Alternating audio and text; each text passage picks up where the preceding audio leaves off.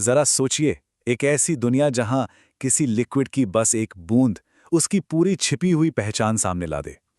आज हम इसी केमिकल मैजिक के पीछे का राज जानने वाले हैं कि कैसे रोजमर्रा की चीजें रंग बदलने वाले जासूस बन जाती हैं। तो चलिए एक पहेली से शुरू करते हैं जो केमिस्ट लोगों के सामने अक्सर आती है। भाई, किसी केमिकल को बिना चखे ये कैसे पता लगाएं कि वो क्या है? मतलब बिना किसी खतरे के दोस्त और दुश्मन में फर्क कैसे करें? अच्छा, तो इस पहेली को सुलझाने के लिए ना हमें कुछ स्पेशल एजेंट्स की मदद लेनी होगी। तो चलिए मिलते हैं हमारी कहानी के केमिकल जासूसों से, जिन्हें हम कहते हैं इंडिकेटर्स यानी सूचक। तो ये इंडिकेटर क्या है? इसे एक केमिकल जासूस ही समझिए। इसका काम बड़ा सीधा सा है।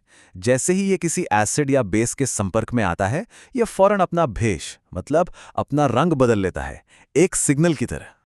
और इनसे काम करवाना भी कोई रॉकेट साइंस नहीं है, बस दो आसान स्टेप्स का मिशन है। स्टेप 1, इस एजेंट को अनजान सॉल्यूशन में डालिए, और स्टेप 2, बस रंग बदलने का इंतजार कीजिए। सिंपल। अब मजे की बात यह है कि ये सारे केमिकल जासूस एक जैसे नहीं होते। ये तो भाई दो बिल्कुल अलग अलग दुनियाओं से आते हैं। तो एक तरफ तो हैं नेचर के अपने जासूस, जो हमें पेड़ पौधों और दूसरी कुदरती चीजों से मिलते हैं, और दूसरी तरफ हैं वो हाईटेक एजेंट्स, जिन्हें साइंटिस्ट लोग लैब में खास मकसदों के लिए तैयार करते हैं।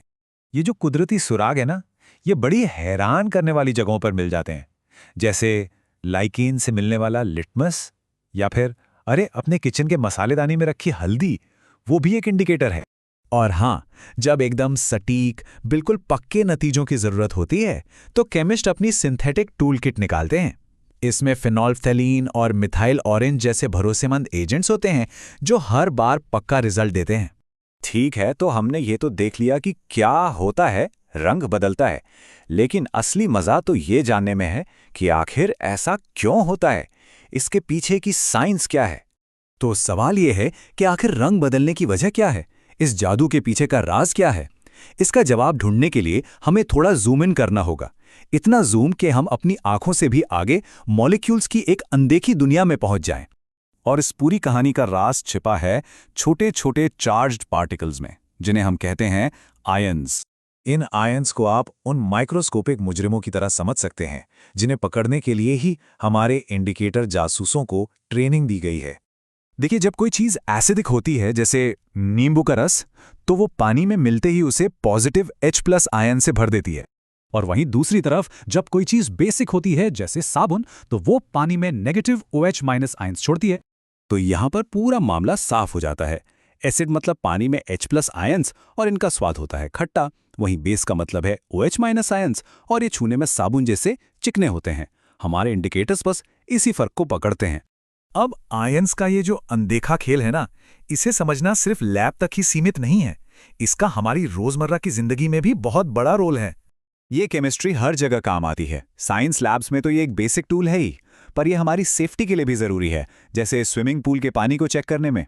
यहाँ तक कि खेतों में मिट्टी की जांच के लिए भी इसका इस्तेमाल होता है, ताकि फसल अच्छी हो। जैसे एक प्रोसेस होता है, टाइट्रेशन। इसमें केमिस्ट बड़ी होशियारी से इंडिकेटर के रंग बदलने वाले पॉइंट का इस्तेमाल करते हैं। इससे उन्हें किसी सॉल्यूशन में एसिड या बेस की एकदम सटीक मात्रा पता चल जाती है। और ये तकनीक दवा बनाने से लेकर फूड इंडस्ट्री तक हर जगह बहुत काम आती है। तो कुल मिलाकर ये रंग बदलने वाले केमिकल्स एक तरह से मैग्नीफाइंग ग्लास की तरह हैं, जो हमें उस अनदेखी दुनिया को देखने में मदद करते हैं जो हमारे चारों तरफ मौजूद है। ये हमें चीजों की असली केमिकल पहचान समझने की ताकत देते हैं। तो अब जब ये राज हमारे सामने है, तो क्यों ना अपने आसपास ही नजर दौड़ाई जाए। किचन में रखे सिरके से लेकर बाथरूम में रखे क्लीनर तक, एसिड और बेस की एक पूरी की पूरी दुनिया है जिसे खोजा जा सकता है। क्या पता क्या क्या मिल जाए।